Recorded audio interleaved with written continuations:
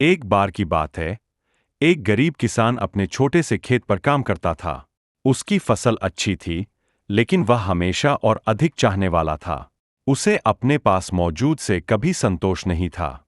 एक दिन, किसान ने सुना कि एक साधु बाबा गांव में आए हैं, जो किसी की भी कोई भी इच्छा पूरी कर सकते हैं। किसान ने सोचा कि अगर वह बाबा से एक इच्छा मांग सके, तो उसकी सारी समस्याएं हल हो जाएंगी। उसने जल्दी से बाबा को ढूंढ लिया और उनसे एक इच्छा पूरी करने रूप से बरने लगी। उसकी खुशी का कोई ठिकाना नहीं था, लेकिन जल्दी ही उसे एक नई समस्या का सामना करना पड़ा।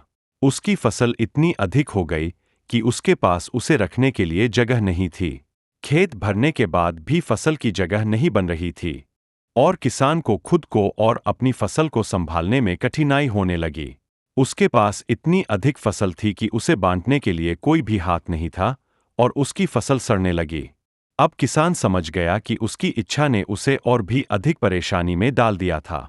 वह बाबा के पास वापस गया और उनसे अपनी स्थिति सुधारने की प्रार्थना की।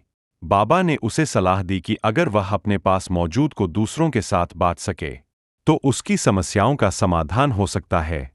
किसान ने बाबा की सलाह मानी और अपने पास की अधिक फसल को गांव वालों के साथ बांट दिया। धीरे धीरे उसके जीवन में संतुलन आ गया और उसकी फसल भी सहेजने में आसान हो गई।